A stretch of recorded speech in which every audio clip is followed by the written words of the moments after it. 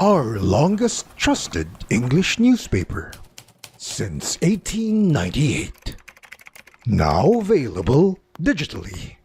Computer, order the Manila Times Digital Edition. Subscribed. Get the Manila Times Digital Edition for less than 2 pesos and 50 centavos per day when you sign up for 1 year. The Manila Times, news source of choice, trusted since 1898. Greetings, thank you for lending an ear to the Voice of the Times for Saturday, June 18, 2022. For today's editorial, Economic Strength Lies in Biodiversity. A study released this week by the Academy of Sciences Malaysia makes the case that environmental and biodiversity preservation, far from being a cost sink for Southeast Asian countries, is in reality a core part of the economy. These findings should give added urgency to the development of a robust environmental policy by the incoming Marcos administration. This study, the nexus of biodiversity conservation and sustainable socio-economic development in Southeast Asia, is the first to quantify the economic value of conservation and biodiversity in the region, which is home to 3 of the world's 17 so-called mega-diverse countries, namely the Philippines, Indonesia, and Malaysia. According to the report, the biodiversity found in Southeast Asia pumps some $2.19 trillion into the regional economy in terms of jobs, tourism assets, and other conservation-related economic activities. The paper provides several examples of biodiversity projects that have resulted in considerable economic gains, including the Mount Kitanglad Range Natural Park, or MKRNP in Mindanao, which is a preserve for the critically endangered Philippine eagle. Establishing the park has not only helped to protect the birds and their habitat, it has paid dividends in providing livelihood opportunities for the 3 indigenous communities in the area of the Higaonon, Talaandig, and Bukidnon through work in managing the park and in expanded ecotourism opportunities. Other countries where there are similarly economically beneficial projects noted by the study include Indonesia, Malaysia, Laos, Vietnam, and Thailand. The study's timing is significant because countries around the world, including all 10 members of the Association of Southeast Asian Nations, or ASEAN, are currently negotiating a global strategy to conserve nature through the United Nations Convention on Biological Diversity, or CBD. The key goal of the convention is to formulate a science-based policy to protect or conserve at least 30% of the planet's land and ocean by 2030, dubbed the 30 by 30 plan.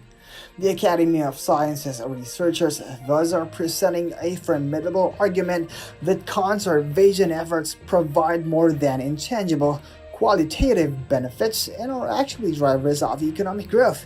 By quantifying the economic value of biodiversity, the research study presents a stark choice.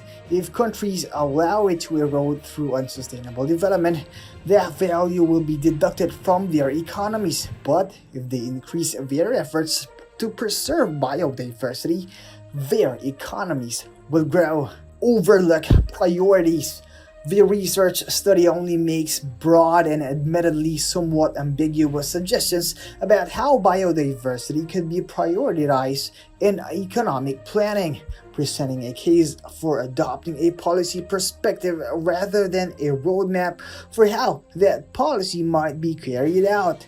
And of course, the country cannot simply forego other economic priorities that are necessary for its well-being and growth: energy supply, agricultural development, housing, infrastructure, business expansion, and so on. What makes the study valuable, however, is that it provides a guide and rationale for pursuing some particular priorities that have been overlooked to the country's detriment environmentally as well as economically. Perhaps foremost among these is the long overdue creation of the National Land Use Act, which would clearly define the purpose of the various parts of the Philippines' lands and prevent irresponsible developments such as deforestation, mining in ecological or culturally sensitive areas, or conversion of agricultural lands to create environmentally unfriendly residential sprawl. Another area that should receive a much greater policy emphasis is support for research and development across a variety of sectors. Agriculture perhaps comes to mind first because of the critical need for food security, but research in sustainable development and methodologies is also badly needed in areas such as energy, engineering and construction, waste management, and transportation. The most important takeaway from the recent study is its demonstration in objective terms that responsible environment management and conservation does not have to be a trade-off for economic development. Too often, conservation is viewed as a luxury for which the country cannot always afford to make sacrifices, but it is clear that is not unavoidable.